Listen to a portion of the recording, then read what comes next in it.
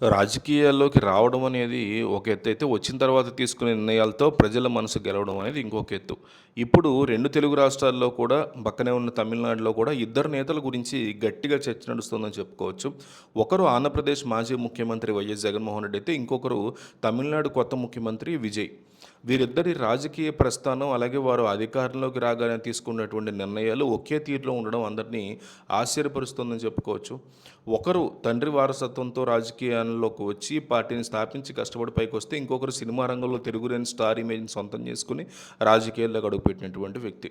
వీరిద్దరూ కూడా సాంప్రదాయ రాజకీయాలకి భిన్నంగా సంచలన నిర్ణయాలతో తమ ప్రయాణాన్ని స్ట్రాంగ్‌గా మొదలుపెట్టారు. ముఖ్యంగా వ్యవస్థలో పేరుకుపోయినటువంటి అవినీతిని అరికట్టడం, సామాన్యులకు మేలు చేయడమే లక్ష్యంగా వీరి అడుగులు పడ్డాయని చెప్పుకోవచ్చు. జగన్మోహన్ రెడ్డి అలాగే విజయ్ యొక్క పాలనా సంస్కరణలు అబ్జర్వ్ చేస్తే, జగన్ అధికారంలోకి వచ్చిన కొత్త నిర్ణయాలు అప్పట్లో దేశవ్యాప్తంగా పెను సంచలనం సృష్టించాయి. సో, ప్రజావేదిక భవనాన్ని అక్రమ కట్టడం అని చెప్పి దాన్ని కూల్చేయడం కావచ్చు, ఇట్లా రకరకాల పాలనలో కఠినంగా ఉంటానటువంటి సంకేతాలను ఫస్ట్‌లోనే ఆయన పంపించారంటారు.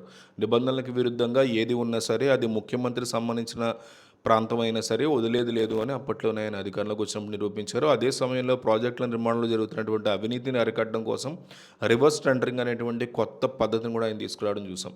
దీనివల్ల పోలవరం లాంటి పెద్ద ప్రాజెక్టుల్లో ప్రభుత్వానికి వందల కోట్ల రూపాయలు ఆదా అయ్యాయని చెప్తూ వచ్చింది వైసీపీ ప్రభుత్వం. పరిపాలన ప్రజల వద్దకు తీసుకెళ్లాలనే ఉద్దేశంతో సచివాలయ వ్యవస్థని, అలాగే వాలంటీర్ వ్యవస్థని జగన్ తీసుకురావడం వల్ల మధ్యవర్తులు లేకుండానే సంక్షేమ పథకాలు నేరుగా లబ్ధిదారుల ఖాతాల్లో పడ్డాయి అనే మాట కూడా వినిపించింది. ఒకేసారి 1,00,000కు పైగా ప్రభుత్వ ఉద్యోగాల్ని భర్తీ చేసి నిరుద్యోగులకి భరోసా ఇచ్చారు జగన్ అనే మాట కూడా వినిపించింది. ఈ నిర్ణయాలన్నీ కూడా ఒక కొత్త తరహా రాజకీయాలకి నాంది పలికాయి అంటారు. అయితే ఇప్పుడు తమిళనాడులో విజయ్ కూడా సరిగ్గా జగన్ బాటలోనే నడుస్తున్నారని వైసీపీ అనుకూల మీడియా అంటోంది. ముఖ్యమంత్రిగా బాధ్యతలు చేపట్టిన వెంటనే పెన్ను కదిపినటువంటి ఫైళ్లు, తీసుకున్న నిర్ణయాలు ప్రజల్ని ఆకట్టుకుంటున్నాయి అంటున్నారు అక్కడ. ముఖ్యంగా మహిళా భద్రతకి పెద్దపీట వేస్తూ షీ టీమ్ వ్యవస్థని నేరుగా తన పర్యవేక్షణలోకి ఆయన తీసుకున్నారని చెప్తున్నారు. సో, మహిళల రక్షణ విషయంలో రాజీ పడే ప్రసక్తే లేదని ఆయన స్పష్టం చేసిన పరిస్థితి కనిపిస్తుంది. అలాగే మద్యం దుకాణాల విషయంలో ఆయన తీసుకున్న నిర్ణయం పెద్ద ఎత్తున చర్చకి దారితీస్తుందని కూడా చెప్పుకోవచ్చు. పాఠశాలలు, కళాశాలలు, గుళ్ళు, మసీదులు, చర్చిలు వీటికి సమీపంలో ఉన్న వందలాది మద్యం దుకాణాలని ఇమ్మీడియట్‌గా మూసేయాలని ఆయన తీవ్ర ఆక్షేపించారు. మూసేశారు కూడా. 700 పైగా షాపుల్ని 2 వారాల్లోగా తొలగించాలని గడువు కూడా ఇవ్వడం జరిగింది. విద్యా సంస్థల పక్కనే మద్యం అమ్మకాలు జరగడం వల్ల విద్యార్థుల మీద పడేటువంటి చెడు ప్రభావం గురించి ఆలోచించి ఆయన నిర్ణయం తీసుకున్నట్టుగా చెప్తున్నారు. ఆదాయం కంటే ప్రజల ఆరోగ్యము, భవిష్యత్తు ముఖ్యము అని ఆయన నిరూపిస్తున్న పరిస్థితి కూడా ఉంది.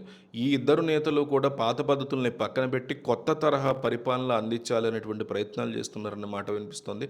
అక్రమాల్ని అడ్డుకోవడం, వ్యవస్థను ప్రక్షాళన చేయడం విషయంలో వీరిద్దరి యొక్క అడుగులు ఒకేలాగా ఉన్నాయని కూడా వారిద్దరి అభిమానులు చెప్తున్న పరిస్థితి.